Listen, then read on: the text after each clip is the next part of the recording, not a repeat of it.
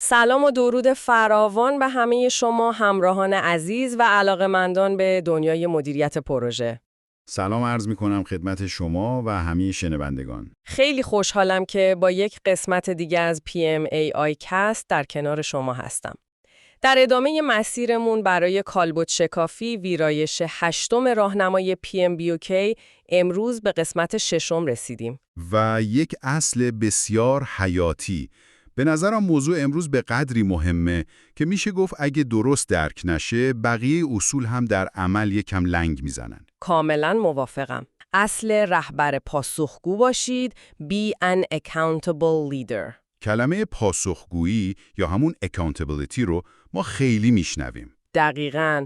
ولی سوال اینجاست، وقتی PMBOK این اصل رو مطرح میکنه، آیا فقط داره یه توصیه اخلاقی میکنه یا یک ابزار استراتژیک برای موفقیت پروژه رو معرفی میکنه؟ این دقیقاً قلب ماجراست. ببینید خیلیا پاسخگویی رو با مسئولیت پذیری اشتباه میگیرن. اوه بله، این اشتباه خیلی رایجه. فکر میکنن یعنی اگه کاری خراب شد بیان بگن بسیار خوب اشتباه از من بود. اما این یعنی فقط بخش کوچکی از داستانه. پاسخگویی یک رویکرد پیش دستانه است، نه یک واکنش به شکست. نکته فوق‌العاده‌ای بود. بیایید همین رو باز کنیم. مسئولیت پذیری یا responsibility یعنی انجام دادن یک وظیفه. درسته؟ بله. مثلا در یک پروژه وظیفه من اینه که مطالعه توجیهی کسب و کار رو آماده کنم. من این کار رو انجام میدم و خب مسئولیتم رو ادا کردم. اما پاسخگویی یا accountability یک پله بالاتره. شما این تفاوت رو چطور در عمل توضیح میدید؟ من معمولاً اینطور میگم. مسئولیت یعنی انجام دادن کار، پاسخگویی یعنی مالکیت پیامد کار. مالکیت پیامد. چه عبارت خوبی. در مثال شما، رهبر مسئول گزارش رو تهیه میکنه و تحویل میده. اما رهبر پاسخگو مالکیت کامل نتایج و تأثیرات اون گزارش رو هم به عهده میگیره. یعنی چی؟ یعنی اگه اون گزارش باعث نگرانی یک ذینفع کلیدی بشه؟ رهبر پاسخگو نمیگه من فقط وظیفم رو انجام دادم، بلکه میگه خب این نگرانی حالا مشکل منه و من باید حلش کنم. این یعنی یک تغییر نگرش خیلی اساسی. استاندارد هم دقیقاً همینو میگه. رهبران پاسخگو مالکیت تعهدات خودشون و نتایج حاصل از تصمیمات و اقداماتشون رو کاملاً میپذیرن. و اینجا دیگه جملاتی مثل تقصیر من نبود یا فلان واحد همکاری نکرد اصلا جایی نداره. خب یه سوالی پیش میاد. این رویکرد رهبر رو خسته و فرسوده نمیکنه؟ وقتی شما مالکیت همه چیز رو به عهده میگیرید، آیا این خطر وجود نداره که به یک میکرو مدیر تبدیل بشید؟ سوال خیلی خوبیه. و این همون خط باریکیه که رهبران بزرگ رو از مدیران معمولی جدا میکنه. پاسخگویی به معنای انجام دادن تمام کارها توسط خودتون نیست. پس چیه؟ به معنای ایجاد یک فرهنگ پاسخگویی در تیمه. PMBOK تأکید میکنه که رهبر باید خودش الگوی شفافیت، صداقت و اخلاق باشه. وقتی تیم ببینه رهبر در زمان بروز مشکل به جای پیدا کردن مقصر خودش مالکیت حل مسئله رو به عهده میگیره. دقیقاً. اونها هم یاد میگیرن که مسئولیت پذیری خودشون رو به سطح پاسخگویی ارتقا بدن. پس در واقع رهبر پاسخگو با رفتارش پاسخگویی رو در دیگران تکثیر میکنه. این باعث میشه بار از روی دوشش برداشته بشه چون حالا یک تیم پاسخگو داره، نه فقط یک رهبر پاسخگو. بعد این ما رو میرسونه به بخش بعدی بحثمون، یعنی تأثیر عینی و ملموس این اصل روی پروژه. PMBOK میگه این تأثیر مستقیمه. چطور این تأثیر رو در عمل میبینیم؟ ببینید این تأثیر در چند بعد کلیدی خودشو نشون میده. رفتار رهبر مثل یک کاتالیزر عمل میکنه که دینامیک تیم، انگیزه و عملکرد کلی رو شکل میده. استاندارد به چند تا ابزار هم اشاره کرده، درسته؟ مثل ارتباطات مؤثر، هوش هجانی. بله، ارتباطات مؤثر، هوش هجانی، تصمیمگیری قاطع، حل مسئله و تفکر استراتژیک. بیایید روی هوش هجانی یکم متمرکز بشیم. چطور یک رهبر پاسخگو از هوش هجانی برای تقویت تیم استفاده میکنه؟ یک مثال خوب مدیریت تعارضه. در هر پروژه‌ای تعارض وجود داره. رهبری که پاسخگو نیست یا از تعارض فرار میکنه یا به شکل دستوری سعی در سرکوب اون داره. که معمولاً هم نتیجه عکس میده. 100%. اما رهبر پاسخگو میدونه که مالک پیامدهای این تعارض برای کل پروژه است.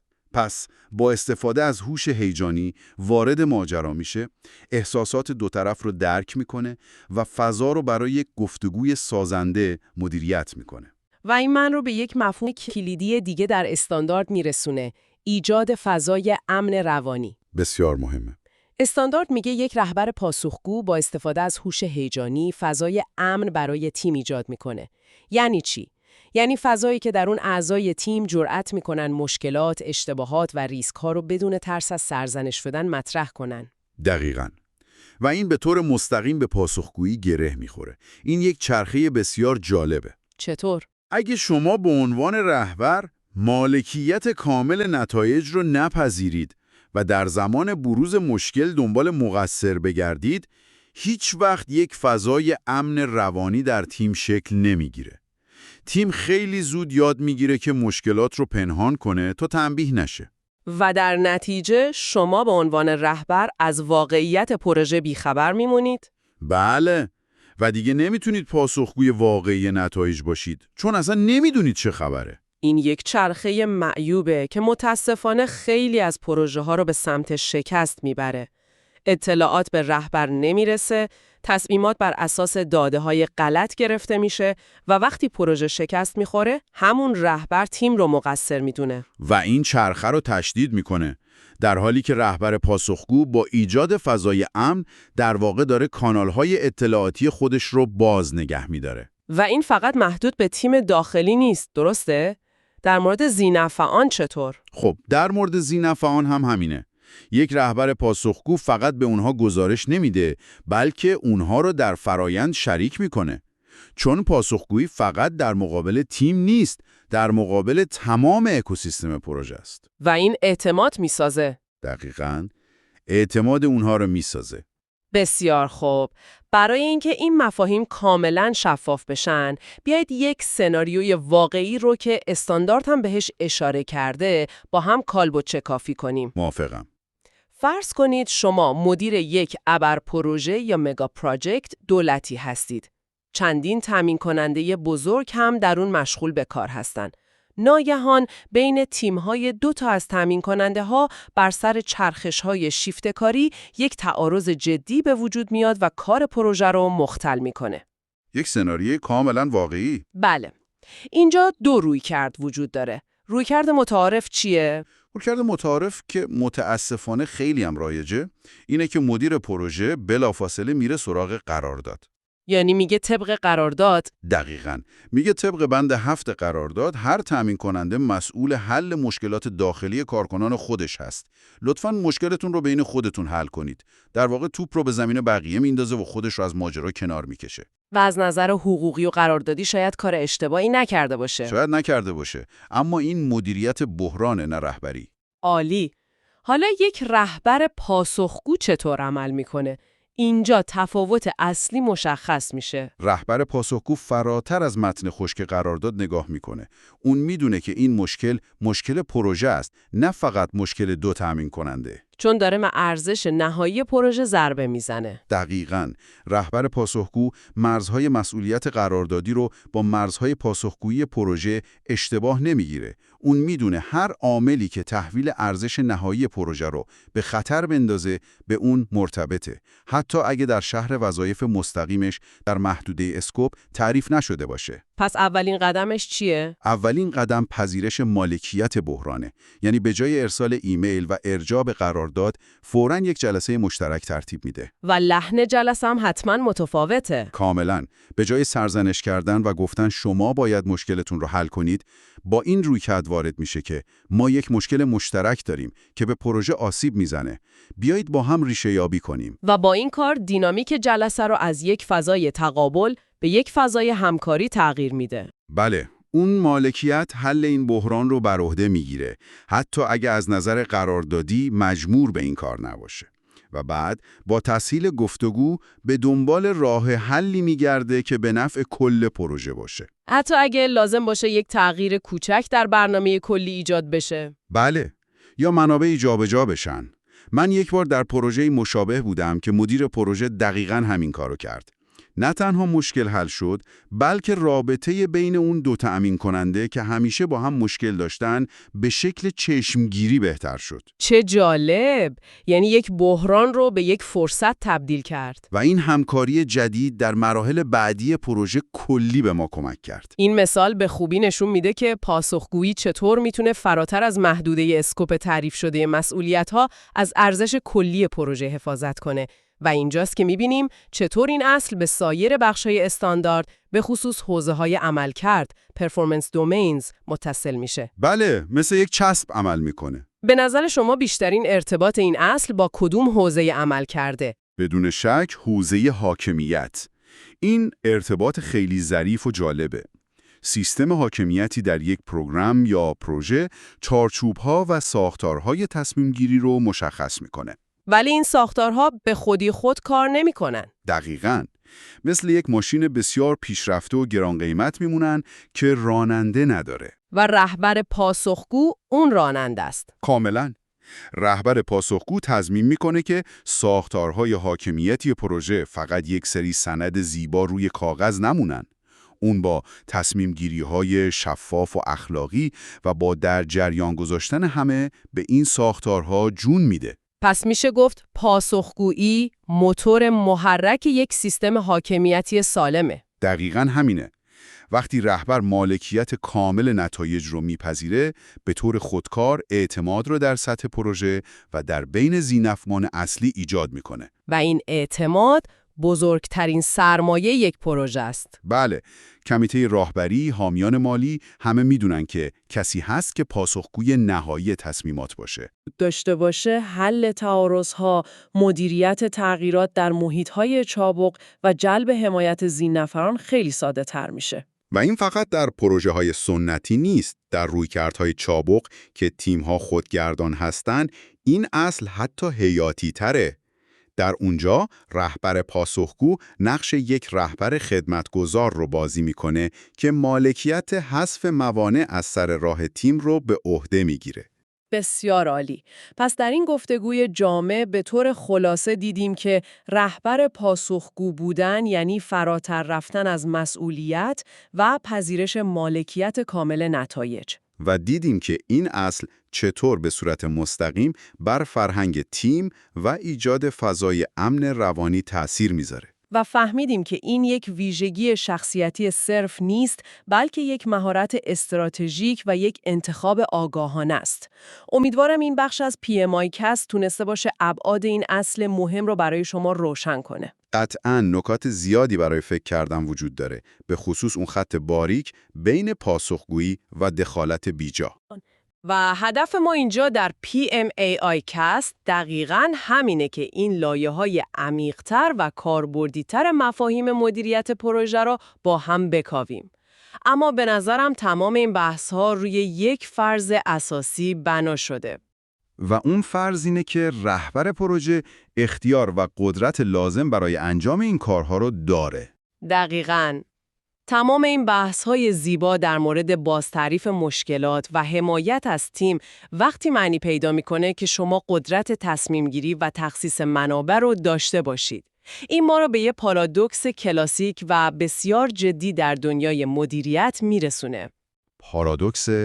آیا میشه بدون داشتن اختیار کامل واقعاً پاسخگو بود؟ بله. وقتی شما نمیتونید بودجه رو جابجا کنید یا نمیتونید اولویت‌ها رو بدون تایید 10 لایه مدیریتی تغییر بدید، چطور میتونید مالکیت کامل نتایج رو بپذیرید؟ این یه چالش روزمره برای هزاران مدیر پروژه است. دقیقاً، یک موضوع فوق‌العاده جذاب برای یک گفتگوی مفصله. و خبر خوب این که بحث پاسخگویی همینجا تمام نمیشه.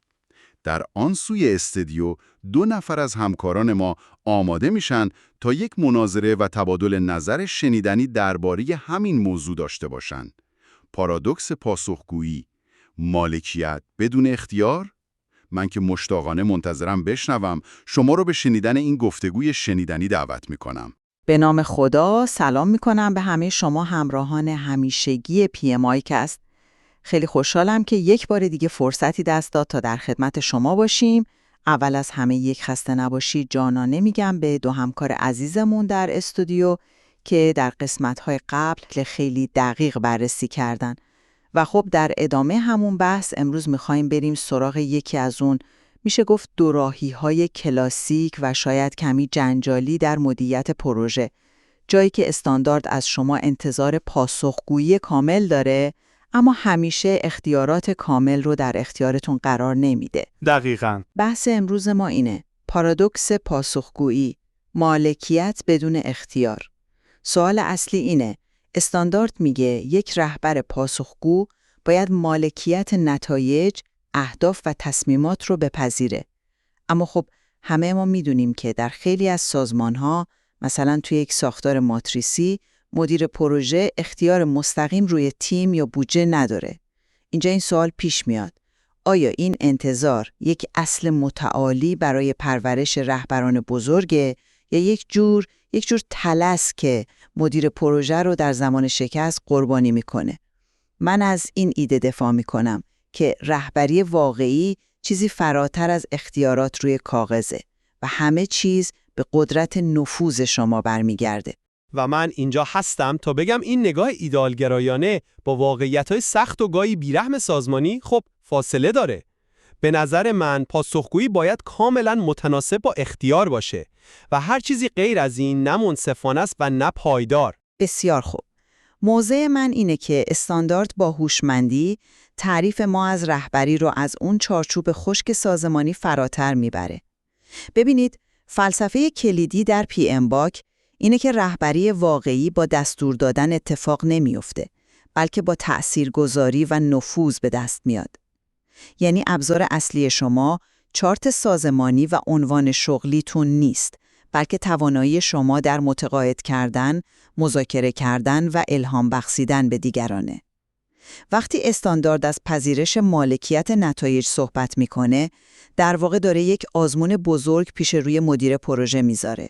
آیا شما فقط یک هماهنگ کننده هستید که وظایف رو تقسیم میکنه و منتظر نتیجه میمونه، یا نه یک رهبر واقعی هستید که مسئولیت موفقیت نهایی پروژه رو با تمام وجود به دوش میکشه؟ هدف غایی ساختن یک فرهنگ توانمندساز است، فرهنگی که در اون اعضای تیم به خاطر تعهدی که به رهبر و چشمانداز پروژه دارن بهترین عملکردشون رو ارائه میدن، نه به خاطر ترس از یک مدیر بالادست.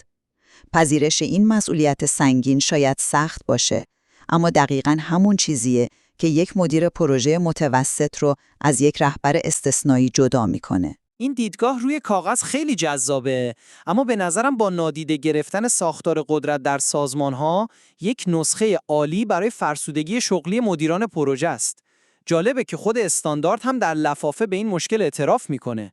وقتی به جدول انواع ساختارهای سازمانی نگاه میکنیم، به وضوح میبینیم که در ساختار ماتریسی ضعیف، اختیار مدیر پروژه رسما کم یا محدود تعریف شده. این یک واقعیته. از طرف دیگه یک اصل مهم و بنیادین در مدیریت و حتی روانشناسی سازمانی وجود داره که خود استاندارد هم بهش اشاره میکنه. آدما زمانی بهترین عملکرد رو دارن که سطح اختیارشون با سطح مسئولیتشون همخونی داشته باشه. ما نمیتونیم این اصل بنیادین رو نادیده بگیریم. وقتی مدیر پروژه روی مهمترین اهرم موفقیت، یعنی تیمش، کنترل مستقیم نداره و یک مدیر عملکردی یا همون فانکشنال منیجر میتونه در حساس‌ترین زمان نیروی کلیدی شما رو از پروژه خارج کنه، چطور میتونیم از اون مدیر پروژه انتظار پاسخگویی 100% داشته باشیم؟ این مثل اینه که از یک کاپیتان کشتی بخوایم سالم به مقصد برسه اما سکان کشتی دست یک نفر دیگه باشه. در عمل این اصل مدیران پروژه رو در موقعیتی قرار میده که بار شکست‌هایی رو به دوش بکشن که ابزار جلوگیری از اون رو نداشتن. من متوجه نگرانی شما در مورد فرسودگی شغلی هستم، اما اجازه بدین این موضوع رو از یک زاویه دیگه ببینیم. شما ساختار ماتریسی رو یک محدودیت می‌بینید، در حالی که من اون رو یک میدان تمرین برای نمایش مهارت‌های واقعی رهبری می‌دونم. در دنیای پیچیده امروز کمتر مدیری پیدا میشه که اختیار 100% روی همه چیز داشته باشه. یک رهبر واقعی منتظر نمیمونه تا اختیار بهش داده بشه، بلکه با استفاده از هوش هیجانی، مهارت‌های ارتباطی و ساختن ائتلاف‌های قوی اختیار رو به دست میاره. وقتی شما با مدیر عملکردی وارد مذاکره میشید و اون رو متقاعد میکنید که موفقیت پروژه شما موفقیت دپارتمان اون هم هست، شما در حال ساختن یک قدرت غیررسمی اما بسیار مؤثر هستید. این همون جوهره مهارت‌های بین فردی هست که استاندارد اینقدر روش تأکید داره. در واقع این محدودیت‌های ساختاری فرصتی برای درخشیدن و نشون دادن تفاوت هاست. اجازه بدید یک سوال مشخص بپرسم.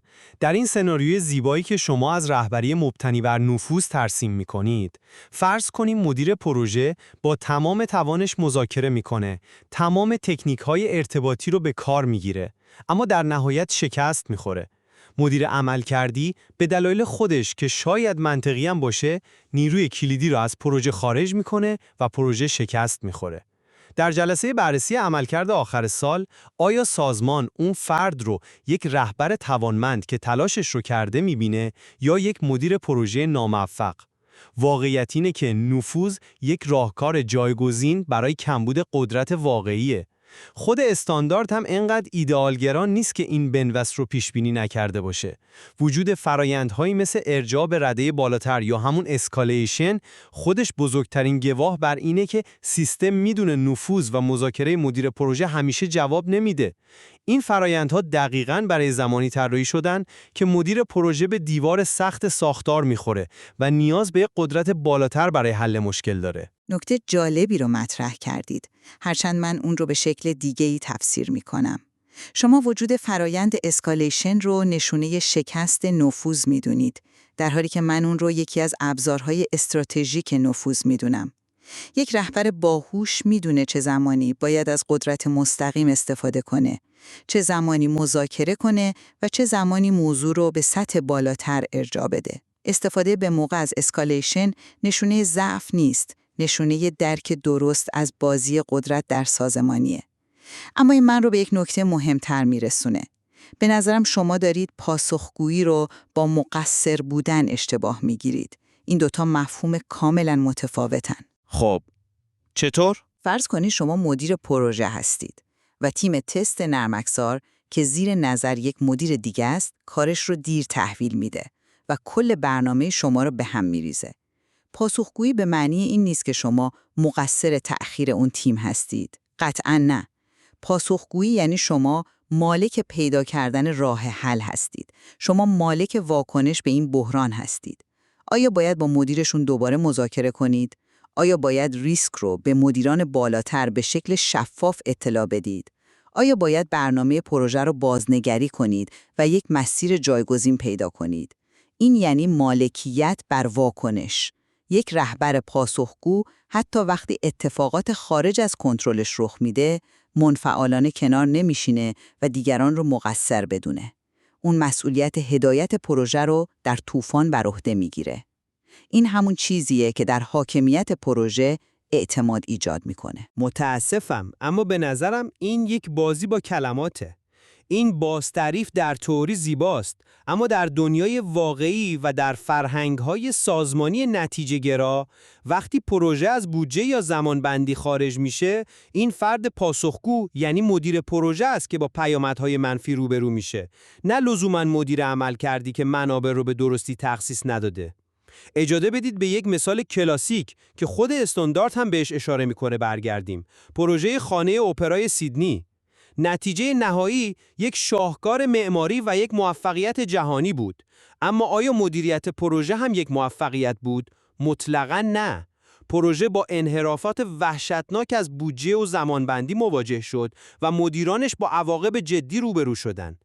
در نهایت مدیر پروژه بر اساس مدیریت قضاوت میشه و مدیریت مؤثر نیازمند اختیاره، نه فقط توانایی واکنش به بحران. وقتی عملکرد شما ارزیابی میشه، به پیامدها نگاه میکنن، نه به اینکه شما چقدر زیبا به مشکلات واکنش نشون دادید. این مرز بین پاسخگویی و مقصر بودن در عمل بسیار باریک و گاهی نامرئیه. اما آیا این چالش دقیقاً همون چیزی نیست که باعث رشد ما میشه؟ اگر قرار بود همه چیز تحت کنترل کامل مدیر پروژه باشه، دیگه چه نیازی به مهارت‌های سطح بالایی مثل هوش هجیانی، تفکر نقادانه و مدیریت تعارض بود؟ در اون صورت ما فقط به یک سری مدیر وظیفه یا تسک منیجر نیاز داشتیم. استاندارد داره یک سطح بالاتری از حرفه‌ایگری رو ترویج میده. داره به مدیران پروژه میگه شما فقط مجری یک برنامه از پیش تعیین شده نیستید. شما رهبرانی هستید که باید در محیط‌های پیچیده، مبهم و پر از محدودیت مسیر رو پیدا کنید و ارزش خلق کنید. این اصل یک دعوت به توانمند شدنه. این یک فرصت برای اینکه مدیر پروژه از یک نقش اجرایی صرف به یک نقش استراتژیک در سازمان ارتقا پیدا کنه. این یعنی پرورش یک توانمندی فردی که در هر شرایطی به کار میاد. من این رو از یک زاویه کاملا متفاوت میبینم. سیستمی که چنین پارادوکسی رو به شکل ساختاری ایجاد میکنه، خودش یک سیستم معیوبه. به جای اینکه از مدیران پروژه انتظار رفتار قهرمانانه داشته باشیم تا نقص‌های سیستم رو با توانایی‌های فردیشون جبران کنن، این سازمان‌ها هستن که باید ساختارهای حاکمیتی خودشون رو اصلاح کنن. باید اختیار و مسئولیت رو هم راستا کنن. یعنی دقیقاً همون وضعیتی که خود استاندارد هم اون رو وضعیت بهینه و ایدئال میدونه. انداختن بار یک نقص سیستمی بر دوش یک فرد تعریف دقیق قربانی کردن هست. من خودم پروژه‌ای رو مدیریت می‌کردم که دقیقاً همین اتفاق افتاد. بهترین تحلیلگر تیم رو که تمام دانش فنی پروژه در ذهن اون بود، درست 2 هفته قبل از تحویل نهایی از من گرفتن تا روی یک پروژه مهمتر کار کنه. هر چقدر مذاکره کردم، هر چقدر از اهمیت حضورش گفتم، فایده نداشت. اونجا بود که با تمام وجودم فهمیدم که نفوذ یک جایی به دیوار سخت ساختار سازمانی می‌خوره. ما باید به دنبال اصلاح سیستم باشیم، نه اینکه از افراد بخوایم با فداکاری یک سیستم ناکارآمد رو سر پا نگه دارن. در جمع‌بندی باید بگم که من کاملاً قبول دارم که چالش کمبود اختیار رسمی در بسیاری از سازمان‌ها یک واقعیت انکارناپذیره.